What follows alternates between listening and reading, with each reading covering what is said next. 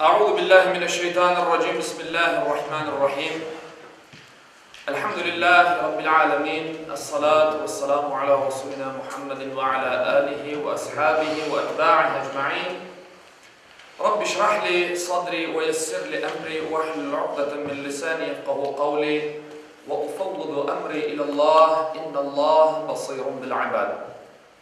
Muhterem dindaşlarım, hürmetli Müslümanlar, birinciden vaazıma başlamazdan bugüne dün aramızdan bizim camide yıllardır iştirak etken camimizin cemaati olan Ehat Ağa Cemalettinov keçingendir, vefat etkendir. Onun ruhi rahatlığı için Lillahi Teala'l-Fatiha. Bismillahirrahmanirrahim. Elhamdülillahi Rabbil alemin. Errahmanirrahim. Maliki yevmiddin. İyyâke na'budu ve iyyâke nesta'in. İhdinas-sıratal mustakim. Sıratallezîne en'amte aleyhim. Gayril mağdubi aleyhim veleddâllin. Amin. Allah'ın rahmetinde olsun. Amin. Muhterem Müslümanlar, bu hafta hutbemizin ve vaazımızın mevzusu devamlı anlatmaktan boldurmağanımız bu bir mevzu. Her daim aktual kalgan bir mevzu. Bu da Kur'an'ımızın emniyeti, Kur'an'ımızın dinimizdeki yeri. Şimdi Allah-u Teala insanı en güzel bir şekilde yarattı diyemiz. Allah-u Teala bunu ayet Kur'an'da. Halakal insana laqad halaknal insana fi ahsani takvim. Biz insanı en güzel bir şekilde yarattık. Şimdi Kur'an'da kıymetleri pek mühimdir. Biz ana toprağımızda yaşayız. Biz ana vatanımızda yaşayız. Biz şunu bilmek gerekmiz. Geleceğimiz bizim terbiye etkenimiz evlatlar, ballarımızdır. Şimdi halkın içinde elbette şimdi yaz günü, ne için ben bu mevzuğa gene de kaytayım dedim. Yani yuvalar kurular, nikahlar kıyılar. Yaş ballarımız, dostlarımız, akrabalarımız evlenirler, yani yuva kurarlar. Ana toprağımızda. Bu birinciden pek kuvandırıcı bir gerçek. Şükürler olsun, yuvalar kurular, toylar çalınar. Yani bu bir kuvandırıcı bir tarafı var. Ama bizlerini rahatsız etken, bizni devamlı böyle bir sıkıntıga sokkan bazı meseleler var. Bizim Kur'an'talarımızdan bağlı. Nedir bunlar? Kur'an'tanın emniyeti bilinmiyor. Halkın içinde. Bunu da ağız dolusu aytmağa isteyeyim. Ne için?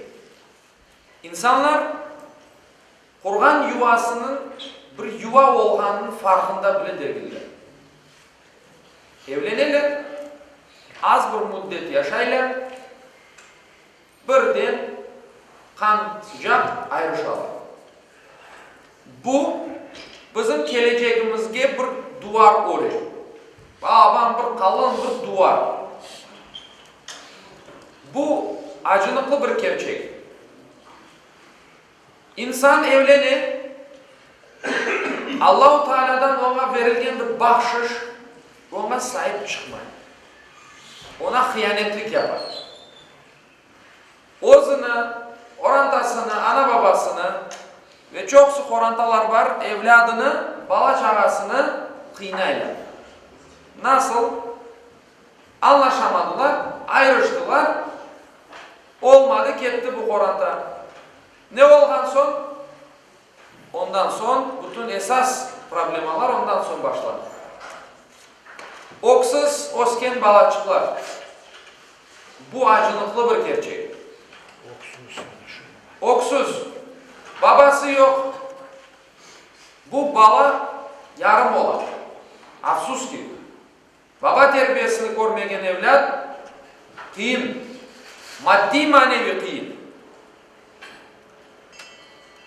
Yalnız kalan apaylar bu ciddi problemalar doğurar cemiyetin içinde. Kadın degen varlık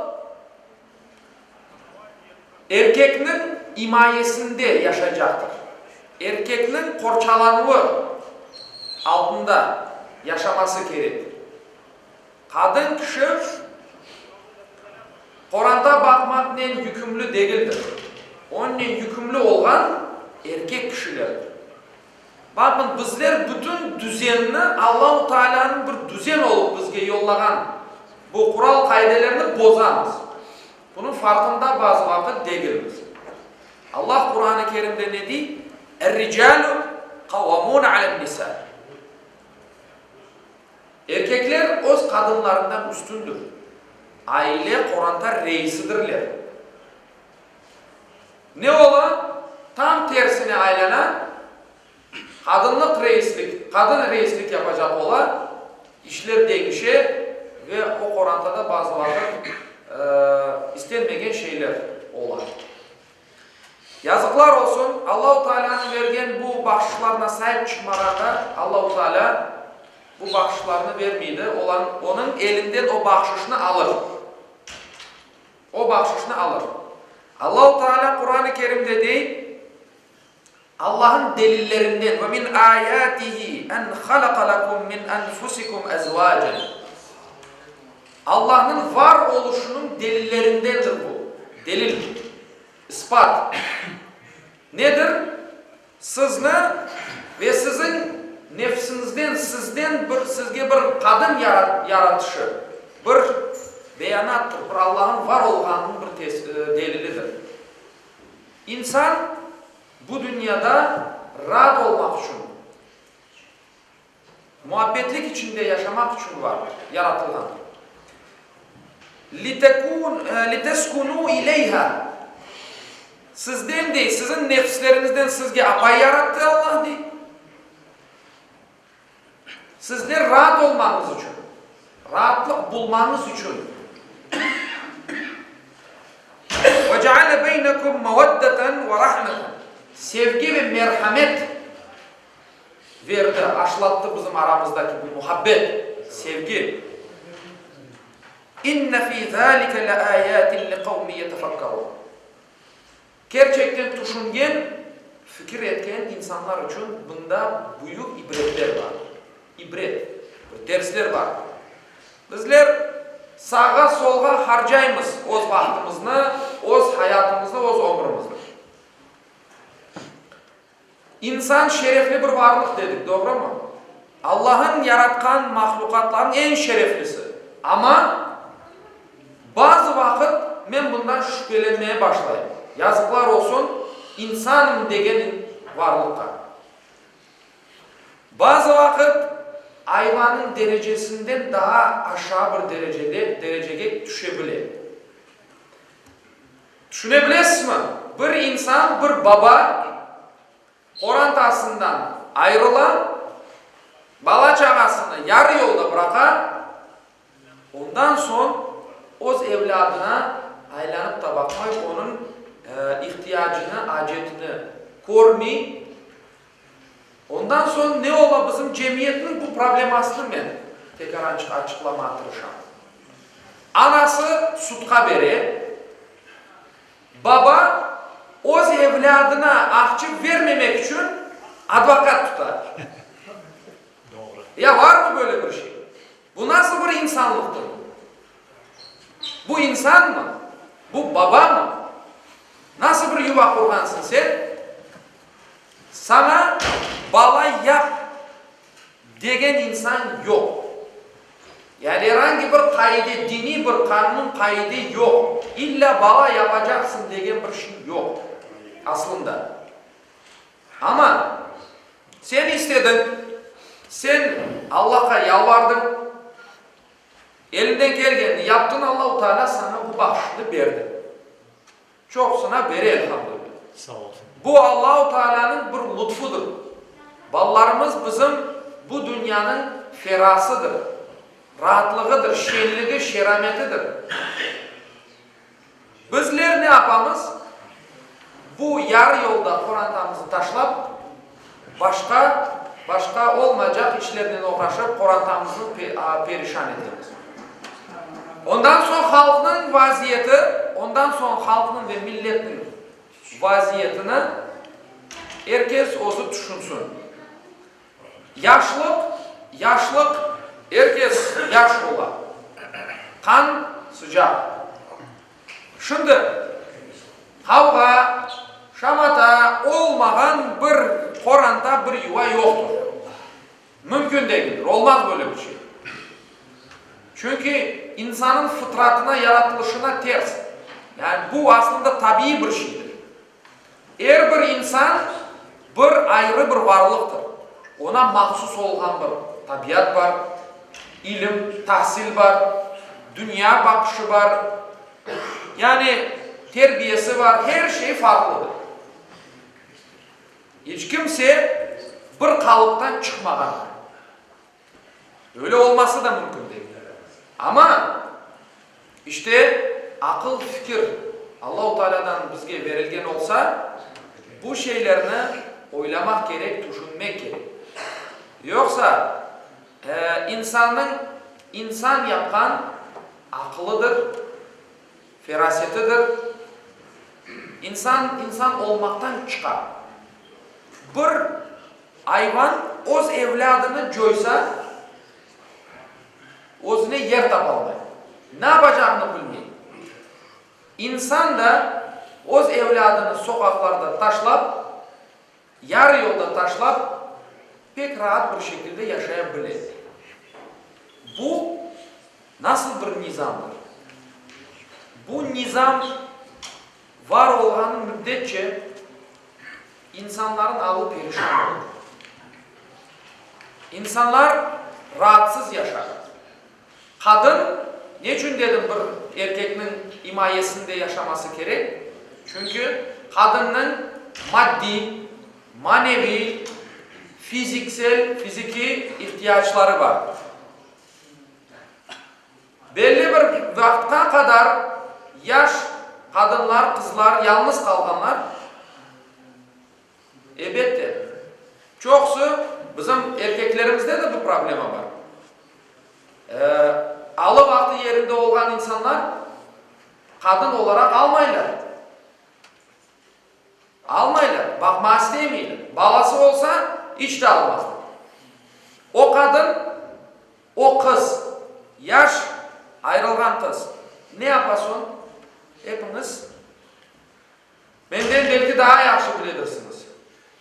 Yazıklar olsun o milletin sonundan terbiye görgen o evlatlarına. Bizler bu gerçeklerini unuttuk mu? Bizim Allah korkusu mu? Bitti. Yok oldu. Ne oldu acaba bizlerge? Sual soramak gerek. Allah-u Teala deyip, kadınlar sizin için birer örtüdür. Siz de onlar için birer örtüsünüz. Birbirinizin demek ayıplarınızını, eksiklerini kapatmak için, tamamlamak için var bu iki varlık. Erkekle kadın. Ayrı yaşap olmay. Adam akıllı. Allah bir düzen, nizam koydu. Bizler de bugün istegenimiz gibi davranamız. Bir de bir hakikat var da halkın içinde olup devamlı olan şeyler. Nikah kıyganımda her zaman bunu anlatırım. Birinciden kelinin kiyo bunu eşitsin de. Çünkü evlenirler. Yarın öbür gün acısıyla tatlısıyla ömrün yaşamaya başlayacaklar. Ve misafirler kelgen misafirler de eşitsin de mahsus bularını aytar. Bizni birbirimizge elal etken şey nedir? Kıyganımız nikahtır. Nikah bizni birbirimize elal eder. Nikahsız çünkü herhangi bir münasebet dinimizce doğru korulmagandır. Yaşlar evlenirler, belli bir müddet sonra ayrışalar, son birbirinden vakit geçe, birbirinden afu tileyler. Ay istemedim, etmedim, böyle oldu, şöyle oldu, yaxşı kene devam eteyik, beraber yaşayıp. Son kene bir kavgada, kene ayrışalar. Böyle oynap oturalar. İstegen vakit ayrışa, istegen vakit birleşe, istegen vakit kite kele oyuncak yaptılar demek bizim Allah-u Teala'nın bizge yollagan bu düzenini. Oyuncak oldu. Bu İslam şeriatına ters gelgen bir vaziyet. Gerçek manada eğer bir ayrılık ortağa çıkan olsa iki insan birbirine yabancı olur. Посторонний bir insan olur birbirlerine. Onların evliliği biter. Tükenir. İnsanlar özlerine göre bu hakikatla bilmegenleri için birleşseler de, beraber yaşasalar da günah içinde yaşarlar. Günah içinde yaşarlar. Senin nikahın kesildi, bitti, senin haberin yok. Onun için bu pek ince şeyler. Yani bir de bir şey daha var. Kur'an'ın içinde dedi ki her şey, her türlü şey olabilir. Kaynana kaynatalarga da seslenmege isteyeyim bu yerde. Kızım, ya taşla o, kendini bilmez mi?